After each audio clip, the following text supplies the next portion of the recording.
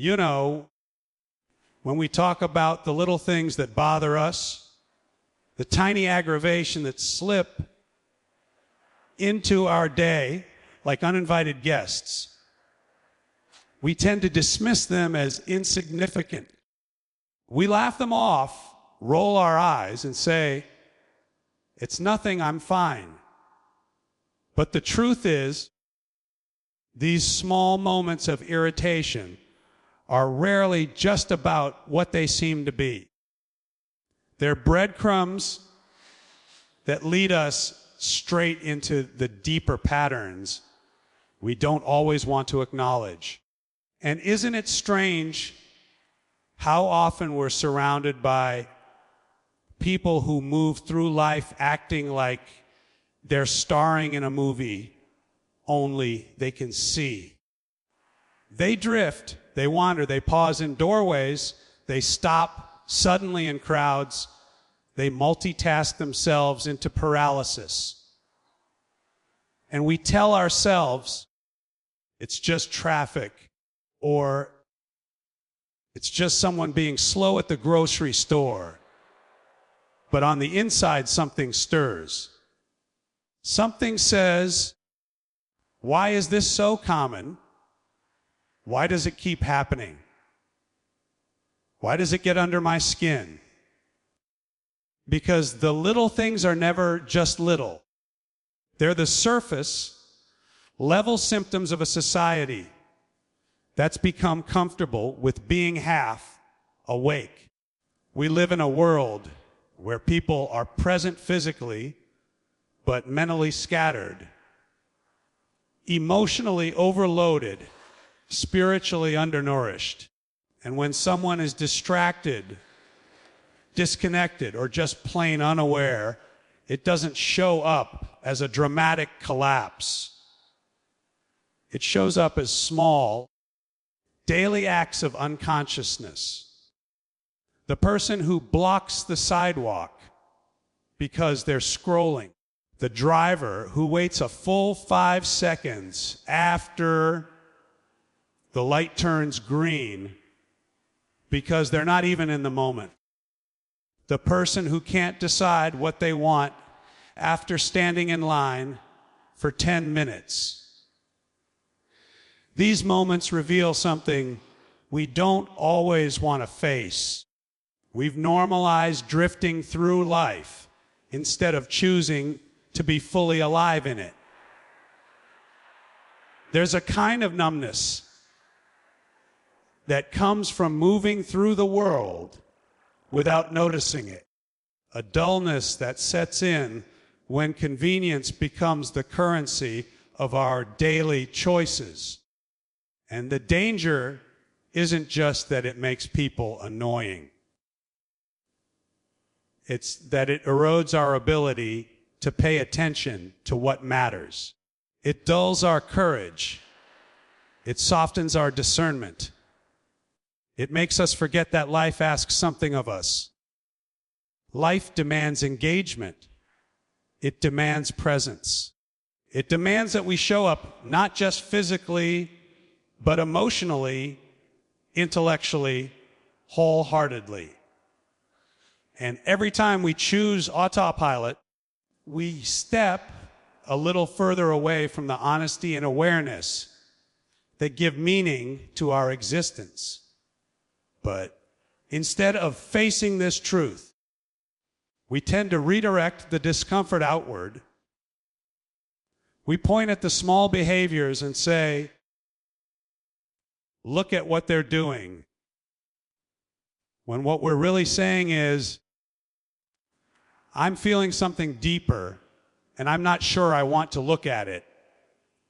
It's easier to blame the slow driver than to ask why.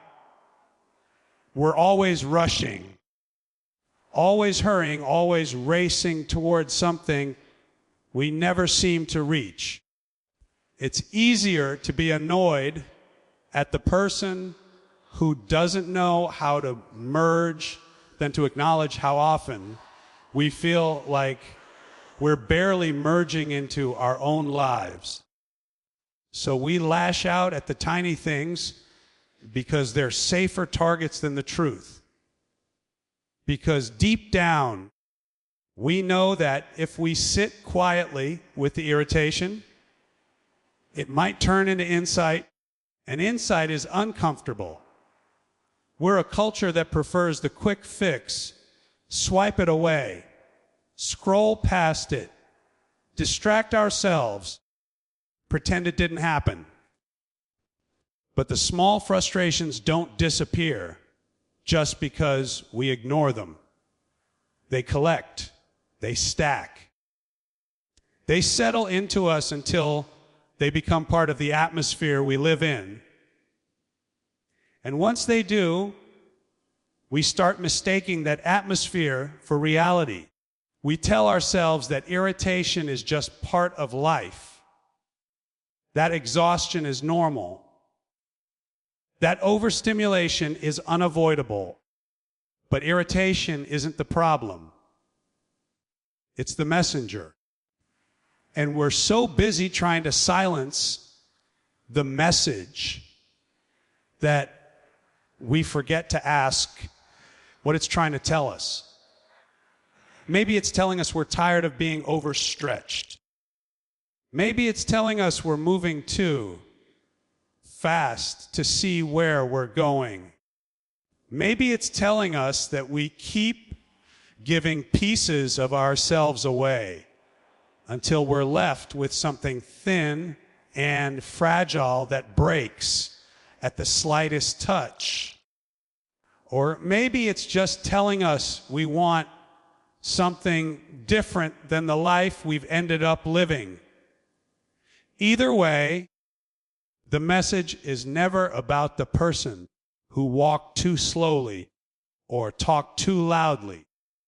It's about the subtle truth that we're longing for a deeper kind of awareness than what we've been practicing. And when we ignore those truths long enough, hostility begins to float in the space between us. Not because we're angry, but because we're overwhelmed. Not because we don't care, but because we care so much we don't know where to put it. And the hostility doesn't attach itself to anything specific. It just drifts. It finds the nearest target, the nearest inconvenience, the nearest reminder that we're not fully present in our own lives. And then it lands. And it hits harder than the moment warrants. And we walk away thinking, why did that bother me so much? Because it wasn't that moment. It was all the moments, all the accumulated smallness we didn't pay attention to. So, instead of dismissing those little annoyances, maybe we should get curious about them. Maybe we should ask, what is this irritation trying to reveal? Because when we lean into that curiosity, something shifts. We realize the problem isn't the slow walker. It's our own forgotten desire for stronger boundaries or more rest or deeper alignment. We realize the frustration isn't with traffic. It's with feeling like we're losing control of our time. We realize the annoyance isn't with other people. It's with the parts of ourselves we haven't tended to. And in that recognition, those small moments stop being irritations and start becoming invitations. Invitations to wake up, to reconnect, to reclaim the intentionality we've let slip through our fingers. The people around us aren't the cause of our hostility. They're the mirror. And the hostility we feel isn't an explosion waiting to happen. It's a whisper saying, come back to yourself. Because when we come back to ourselves, when we choose to live awake, when we choose to show up with clarity and courage, the little things lose their power. They stop being evidence of a broken world and start being reminders of our ability to engage with it more consciously. And that's the moment everything changes. Because once you understand that the small annoyances are just reflections of deeper truths, you stop treating them like enemies and start treating them like opportunities to become more aware,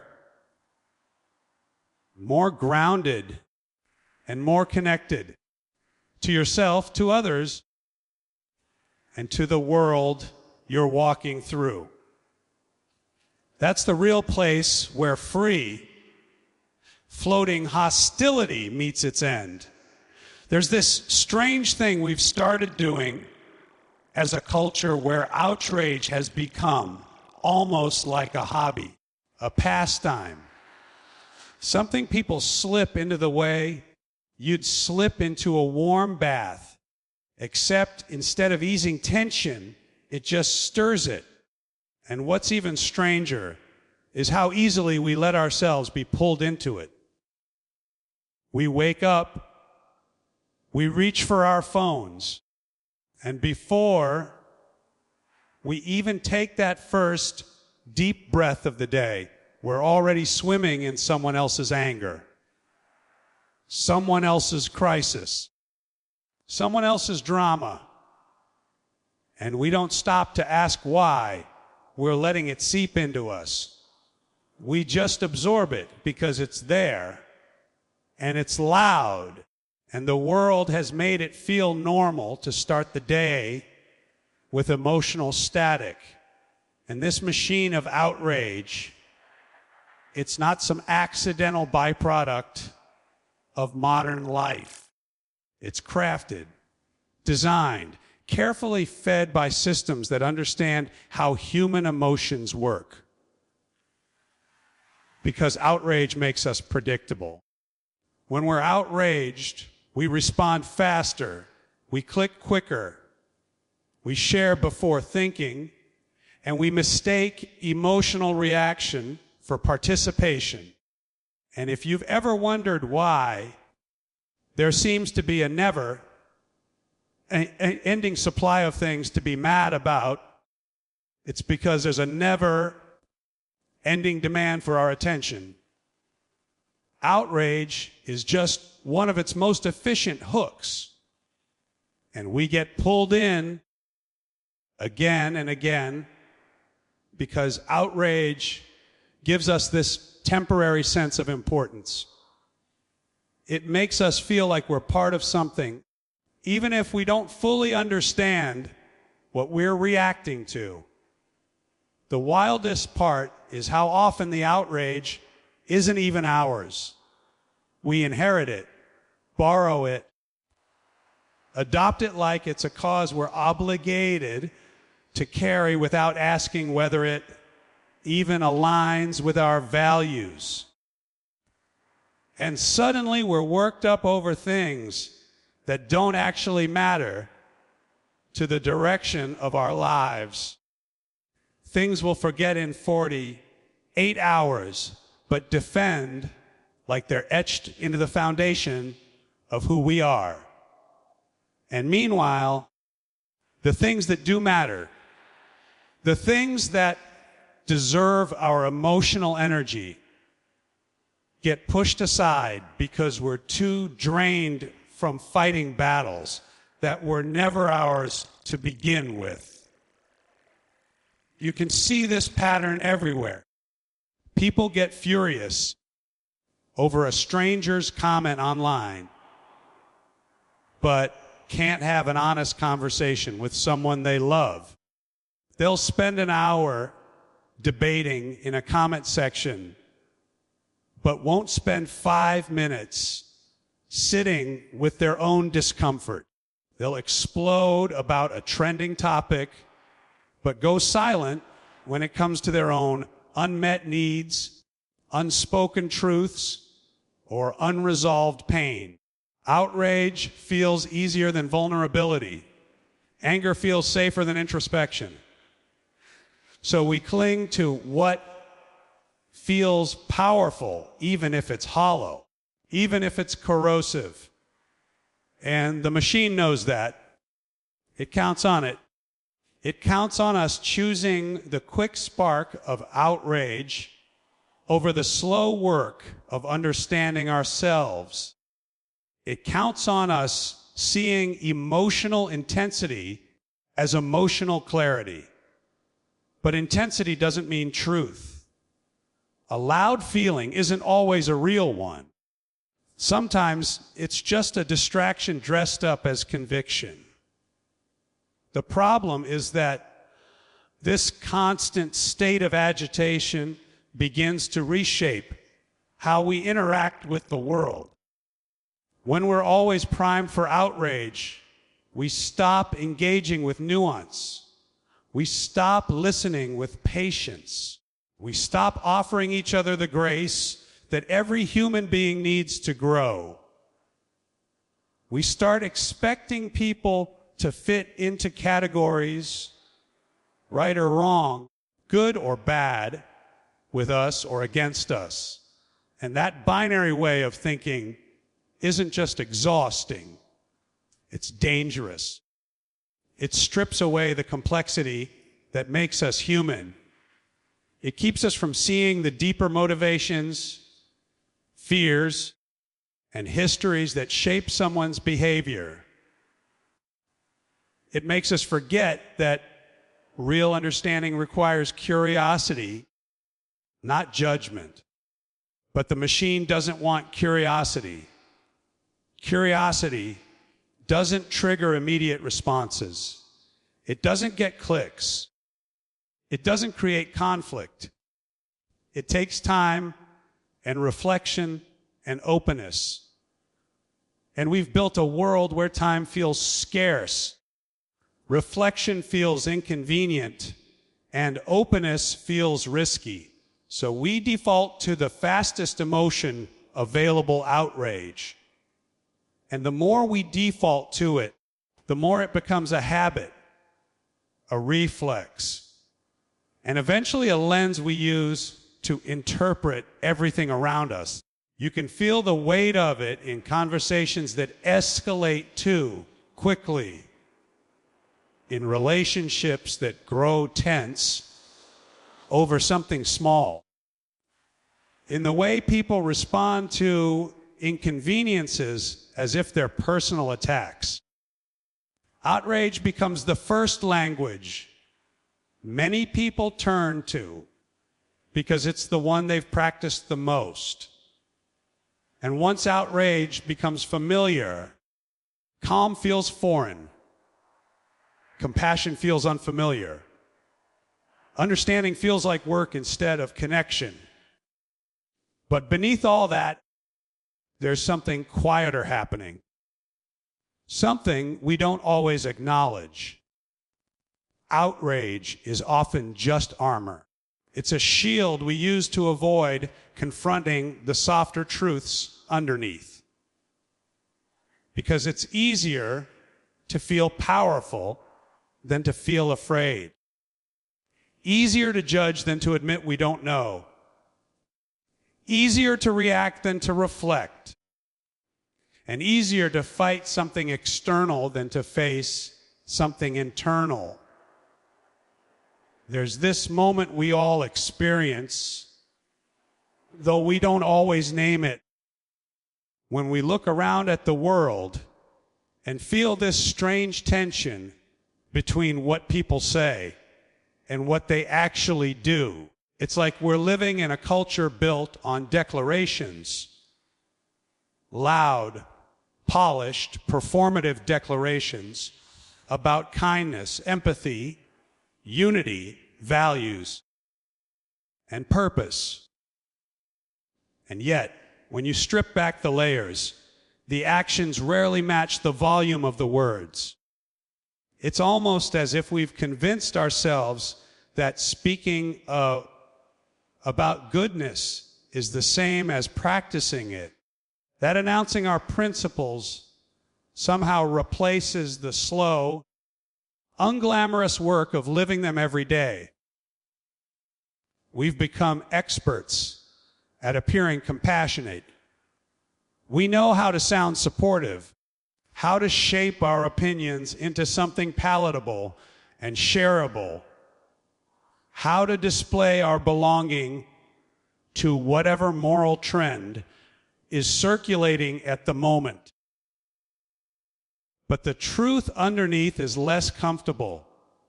We're often more invested in looking good than in being good. And I don't say that as a criticism. I say it as a recognition of something deeply human. Because looking good is easier. Looking good gets applause. Looking good lets us avoid the discomfort that real integrity demands. And we've built a world where appearance often outshines authenticity because appearance is quick and authenticity is slow. And maybe we've done this because sincerity feels risky. To care out loud in a real way without the safety of performance means exposing ourselves to judgment, vulnerability, misunderstanding. It means stepping into conversations where we might not have the answers. It means owning the fact that we're all imperfect and still learning. And that's hard.